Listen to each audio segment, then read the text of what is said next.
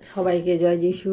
আমাদের মহান প্রেমময় পিতা প্রভু যীশু খ্রিস্টের নামে আমি আজকে আপনাদের স্বাগত জানাই। আসুন আমরা ঈশ্বরকে ধন্যবাদ দিই, তার কাছে প্রার্থনায় উপস্থিত হই। আমরা আজকে ঈশ্বরের বাক্য থেকে পাঠ করব মার্ক লিখিত সুসমাচার তার 9 অধ্যায় 14 থেকে 29 পদ পর্যন্ত পাঠ করব। এখানে একটা ভূতগ্রস্ত বালককে যিশু সুস্থ করলেন, সেই বিষয়ে আমরা শিক্ষা গ্রহণ করব। 14 থেকে 29 পদ আমি পাঠ করছি। পরে তাহারা শিষ্যগণের নিকটে আসিয়া দেখিলেন তাহাদের চারিদিকে অনেক লোক, আর অধ্যাপকেরা তাহাদের সহিত বাদানুবাদ করিতেছে।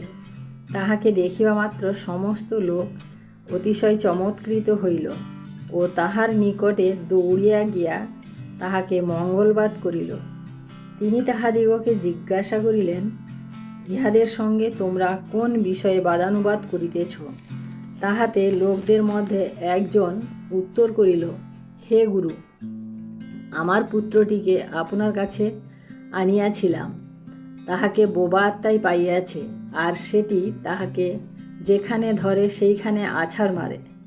তাহার মুখে ফেনা উঠে, সে দাঁত কিরমির করে আর কাঠ হইয়া যায়।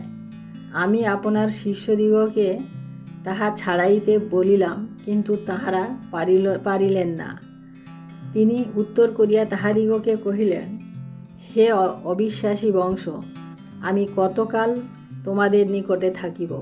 কতকাল তোমাদের প্রতি সহিষ্ণুতা করিব? উহাকে আমার নিকটে আনো। তাহারা তাহাকে তাহার নিকটে আনিল। তাহাকে দেখিবা মাত্র সেই আত্মা তাহাকে অতিশয় মুচড়াইয়া ধরিল, আর সে ভূমিতে পড়িয়া ফেনা ভাঙিয়া গড়াগড়ি করিতে লাগিল। তখন তিনি তাহার পিতাকে জিজ্ঞাসা করিলেন, ইহার কতদিন এমন হইয়াছে? সে কহিল, ছেলেবেলা থেকে। আর সেই আত্মা ইহাকে বিনাশ করিবার নিমিত্ত অনেকবার আগুনে ও অনেকবার জলে ফেলিয়া দিয়াছে। কিন্তু আপনি যদি কিছু করিতে পারেন, তবে আমাদের প্রতি দয়া করিয়া উপকার করুন। যিশু তাহাকে কহিলেন, যদি পারেন। যে বিশ্বাস করে তাহার পক্ষে সকলই সাধ্য। অমনি সেই বালকের পিতা চেঁচাইয়া অশ্রুপাতপূর্বক বলিয়া উঠিল, বিশ্বাস করিতেছি, আমার অবিশ্বাসের প্রতিকার করুন।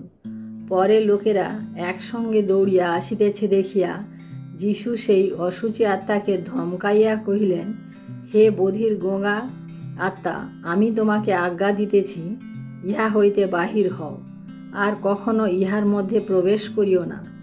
তখন সে চেঁচাইয়া তাহাকে অতিশয় মুচড়াইয়া দিয়া বাহির হইয়া গেল। তাহাতে বালকটি মরার মতন হইয়া পড়িল। এমনকি অধিকাংশ লোক বলিল, সে মরিয়া গিয়াছে। কিন্তু যিশু তাহার হাত ধরিয়া তাহাকে তুলিলে সে উঠিল। পরে তিনি গৃহে আসিলে তাহার শিষ্যেরা বিজনে তাহাকে জিজ্ঞাসা করিলেন, আমরা কেন সেটা ছাড়াইতে পারিলাম না? তিনি কহিলেন, প্রার্থনা ভিন্ন আর কিছুতেই এই জাতি বাহির হয় না। আমেন। ঈশ্বর তার আপন বাক্যে আমাদের প্রত্যেককে আশীর্বাদ করুন। আমরা এখানে দেখলাম যে একজন পিতা তার সন্তানকে নিয়ে যিশুর শিষ্যদের কাছে এসেছিলেন, যাতে তার সন্তান সুস্থতা পায়, অর্থাৎ তার সন্তানের মধ্যে মন্দ আত্মা প্রবেশ করেছিল। কিন্তু আমরা দেখি যে তার শিষ্যরা হয়তো অনেক চেষ্টাও করেছিলেন, কিন্তু তারা পারেননি। তার কারণ তাদের মধ্যে প্রার্থনার অভাব ছিল। এবং যিশু যখন সেখানে আসলেন, তখন সবাই তার কাছে ছুটে আসলে তার আগে সেখানে আমরা দেখি যে লোকদের সাথে যিশুর শিষ্যদের বাদানুবাদ হচ্ছে, অর্থাৎ লোকেরা তর্ক বিতর্ক করছে এই ব্যাপারে। তাই আমরা দেখি যে যিশু যখন সেখানে উপস্থিত হলেন, তখন তার কাছে সবাই ছুটে আসলো এবং যিশু তাদেরকে জিজ্ঞাসা করলেন, তোমরা কি বিষয়ে বাদানুবাদ করছো? এবং আমরা দেখি যে তার মধ্যে একজন তাকে বললেন, হে গুরু, আমার পুত্রটিকে আপনার কাছে আনিয়াছিলাম, তাহাকে বোবা আত্মায় পেয়েছে। অর্থাৎ সে কার কাছে নিয়ে এসেছিল? যিশুর কাছে। কিন্তু যিশু যেহেতু উপস্থিত ছিলেন না সেখানে, তাই তার শিষ্যদের কাছ থেকে তিনি কাজটা শেষ করার চেষ্টা করেছিলেন, কিন্তু তার শিষ্যরা পারেননি। কারণ আমরা পরে দেখি যে তাদের মধ্যে প্রার্থনার অভাব ছিল এবং বিশ্বাস কম ছিল। যিশু এখানে বলেছেন, হে অল্প বিশ্বাসী, হে অবিশ্বাসী বংশ, আমি কতকাল তোমাদের নিকটে থাকিব। অর্থাৎ তিনি শিষ্যদেরকে এই কথা বললেন বা একটু বকাবকি করলেন যে তোমাদের বিশ্বাস কোথায়? এতদিন আমার সাথে আছো অথচ তোমাদের বিশ্বাস নাই।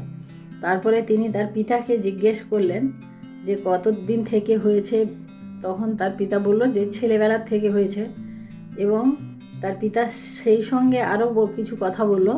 আমরা এখানে পড়ি যে 22 পদের লাস্টের দিকে, আপনি যদি কিছু করিতে পারেন তবে আমাদের প্রতি দয়া করিয়া উপকার করুন। অর্থাৎ এখানে তার একটা সন্দেহ আছে। সে যিশুর কাছে এসেছে ঠিকই, কিন্তু তার একটা মনে সন্দেহ ছিল।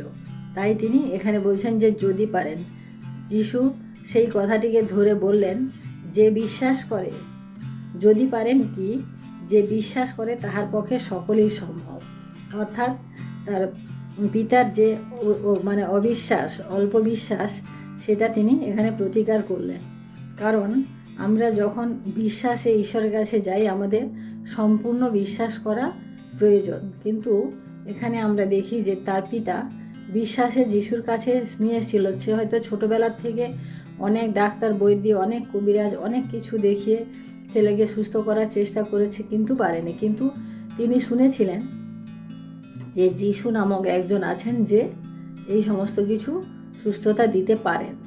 সেই হিসেবে সে নিয়ে এসেছিল। কিন্তু তার বিশ্বাসটা আমরা দেখি যে কোথায় টলমল হলো। আমরা সেটা দেখি যে যখন তিনি তার শিষ্যদের সাথে সন্তানটির ব্যাপারে কথা বলেছেন বা তার শিষ্যরা যখন পারেননি, তখনই তার বিশ্বাসে আমরা দেখি টলমল হয়েছে। কারণ শিষ্যরা যখন পারেনি, তার মনে স্বাভাবিকভাবে একটা প্রশ্ন এসেছে, তাহলে যিশু কি পারবেন? যিশুরই শিষ্য তো এরা তো সবসময় যিশুর সাথে থাকে।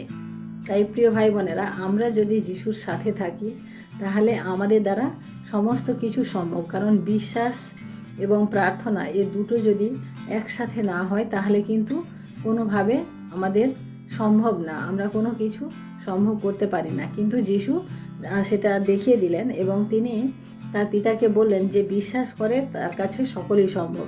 তখনই তার পিতার মনে চেতনা আসলো যে সত্যি তো আমি বিশ্বাস করে এখানে এসেছিলাম, অথচ আমি এই কী কথা বললাম। তখন তার পিতা অশ্রুপাতপূর্বক চেঁচাইয়া উঠিল এবং উঠে তিনি যিশুর কাছে ক্ষমা প্রার্থী হয়ে তিনি কি বললেন যে আমার অবিশ্বাসের প্রতিকার করুন। কারণ সে বিশ্বাস নিয়ে এসেছিল, অথচ কিছু ঘটনার জন্য তার মন থেকে বিশ্বাসটা চলে গেল। তাই প্রিয় ভাই বোনেরা, আমরাও দেখি, আমরা প্রভু যিশুকে বিশ্বাস করি, কিন্তু আমাদের জীবনে এমন কিছু ঘটনা আমাদের সম্মুখে চলে আসে যখন আমরা ঈশ্বরের থেকে আমরা দূরে সরে গিয়ে মানুষের উপরে বিশ্বাস করতে চেষ্টা করি এবং ঈশ্বরকে আমরা অবিশ্বাস করতে চেষ্টা করি। তার পিতার সন্তানের সুস্থতার জন্য সে প্রথমে এসেছিল ঠিকই, কিন্তু মধ্যে তার এই বিশ্বাসের একটু গড়বড় হয়েছিল। তাই প্রিয় ভাই বোনেরা, আমরাও যখন কোনো কিছুতে আমরা ঈশ্বরের উপরে যদি বিশ্বাস রাখি তাহলে আমরা সম্পূর্ণরূপে পুরো 100% আমাদেরকে বিশ্বাস করে এগোতে হবে। এবং তারপরে আমরা কি দেখি ঘটনা, যে লোকেরা একসঙ্গে দৌড়িয়ে আসিতেছে দেখিয়া যিশু কী করলেন, যে ভিড় হবে ওখানে, তাই তিনি কি করলেন, যে সে অশুচি আত্মাকে ধমক দিলেন এবং তাকে সেই বালকটির মধ্য হইতে বের করে দিলেন এবং বালকটি মুচড়াইয়া পড়লো এবং তারপরে আমরা দেখি যে ভালো হয়ে গেল। যে সবাই ভাবছিল মরে গেছে, কিন্তু ভালো হয়ে গেছে। কিন্তু যিশু তার হাত ধরে তাকে তুললেন এবং দেখি যে সে উঠে তার শিষ্যদের সাথে তারপরে যিশু চলে গেলেন। এবং শিষ্যরা যখন তাকে জিজ্ঞাসা করলেন যে আমরা কেন পারিলাম না, তিনি তাদেরকে বললেন প্রার্থনা ভিন্ন কিছুই হয় না, এই জাতি বাহির হয় না। তাই প্রিয় ভাই বোনেরা, আমরা ইব্রিয় তার 11 অধ্যায় আমরা যখন 6 পদে দেখি যে এখানে আছে, কিন্তু বিনা বিশ্বাসে প্রীতির পাত্র হওয়া কাহারও সাধ্য নয়, কারণ যে ব্যক্তি ঈশ্বরের নিকটে উপস্থিত হয় তাহার ইহা বিশ্বাস করা আবশ্যক যে ঈশ্বর আছেন, এবং যাহারা তাহার অন্বেষণ করে তিনি তাহাদের পুরস্কারদাতা। অর্থাৎ যাহারা বিশ্বাসে তার কাছে উপস্থিত হয় নিকটে, সেই পিতা তার কাছে কিন্তু বিশ্বাসে এসেছিল। সে কিন্তু এমনি রাস্তায় হঠাৎ করে যিশুকে দেখে চলেছে তাই না, সে কিন্তু এত বছর, বালকটির বয়স কত আমরা এখানে জানি না, কিন্তু সেই বালকটিকে নিয়ে তিনি কিন্তু যিশুর কাছেই এসেছিলেন, বিশ্বাসে এসেছিলেন। কিন্তু তার কাছে সম্পূর্ণ সব কিছু ঠিক হয়ে যেত, কিন্তু মাঝে কিছু ঘটনা তার জীবনকে এদিক ওদিক করে দিয়েছে। আমরা তাই দেখি প্রিয় ভাই বোনেরা, আমরা যখন বিশ্বাস করি আমরা ঈশ্বরের উপর সম্পূর্ণরূপে আস্থা রাখি, কারণ তিনি আরোগ্য করতে পারেন। তিনি সেই ডাক্তার, মানে সেই ডাক্তার, যে ডাক্তার আমাদের জগতের ডাক্তার নয়, তিনি হচ্ছেন ঐশ্বরিক ডাক্তার। তিনি আমাদের সমস্ত কিছু সম্ভব করতে পারেন, কারণ তার কাছে সমস্ত কিছুই সম্ভব, এমন কোনো কিছু নেই যে অসম্ভব। আমরা দেখি যে বিশ্বাস, তিনি মার্থাকেও এই কথা বলেছিলেন না, যে যদি বিশ্বাস করো তাহলে তুমি কি দেখতে পাবে, মঙ্গল দেখতে পাবে, তুমি এর পরের ঘটনাটা তুমি দেখতে পাবে যদি বিশ্বাস করো। এবং আমরা তখন দেখেছিলাম কি যে তিনি লাসারকেও জীবিত করেছিলেন। তাই আমাদের বিশ্বাস জীবনে, আমাদের এই বিশ্বাসী হিসেবে, আমরা যারা খ্রিস্টকে বিশ্বাস করি সেই বিশ্বাসী হিসাবে আমাদের কিন্তু একমাত্র উদ্দেশ্য, মানে আমাদের জীবনের লক্ষ্য হচ্ছে আমাদের বিশ্বাসের বৃদ্ধি করা। তাই প্রিয় ভাই বোনেরা, আমাদের বিশ্বাসের বৃদ্ধি করতে হলে আমাদেরকে প্রতিনিয়ত ঈশ্বরের সাথে অঙ্গাঙ্গিভাবে জড়িত থাকতে হবে, ঈশ্বরের বাক্য পাঠ এবং ঈশ্বরের সাথে কথা বলতে হবে আমাদের প্রার্থনার দ্বারা। তাই প্রিয় ভাই বোনেরা, আসুন আমরা আজকে ঈশ্বরকে ধন্যবাদ দিই, তার এই সুন্দর বাক্যের মধ্য দিয়ে আমরা আজকে শিক্ষা গ্রহণ করতে পারলাম, যাতে আমাদের বিশ্বাসও আমাদের বৃদ্ধি পায়, আমাদের বিশ্বাসও বৃদ্ধি পায়। কারণ অসুস্থতা প্রত্যেক ঘরে রয়েছে, প্রত্যেক ঘরে সমস্যা রয়েছে, কিন্তু সেই সমস্যা, সেই অসুস্থতা, সেই সমস্ত কিছু যখন আমরা নির্মূল করতে পারবো, সেই সমস্যা থেকে আমরা বেরিয়ে আসতে পারবো যদি আমাদের ঈশ্বরের প্রতি বিশ্বাস থাকে।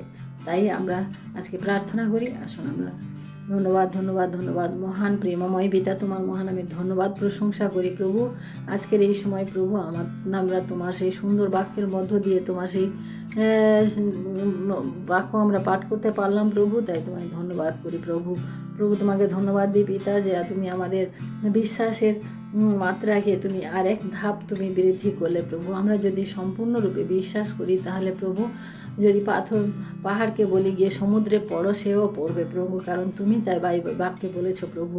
তাই তোমাকে ধন্যবাদ করি প্রভু। আজকের এই সময় তোমার হস্তে সমর্পণ করি প্রভু। আমরা রাত্রিতে প্রভু ঘুমাবো প্রভু, আমাদের প্রত্যেকের সহবর্তী থাকো, আশীর্বাদ করো। সারাদিন আমরা যা ভুল ত্রুটি করেছি প্রভু, তুমি আমাদের ক্ষমা করো এবং আমাদের বিশ্বাসকে তুমি বৃদ্ধি করো। আগামী দিন তুমি আমাদেরকে দেখতে দাও। সমস্ত মহিমা গৌরব প্রশংসা তোমাকে দিয়ে এই বিনতি প্রার্থনা চাই আমাদের মুক্তিদাতা ত্রাণকর্তা প্রভু যীশু খ্রিস্ট তোমারই নামে, আমেন। সবাইকে জয় যীশু। সবাই ভালো থাকবেন, সুস্থ থাকবেন এবং আমার সাথে প্রার্থনায় থাকতে হলে আপনারা আমার চ্যানেলটিকে দয়া করে লাইক করুন, সাবস্ক্রাইব করুন এবং আমার সাথে থাকুন। জয় যীশু।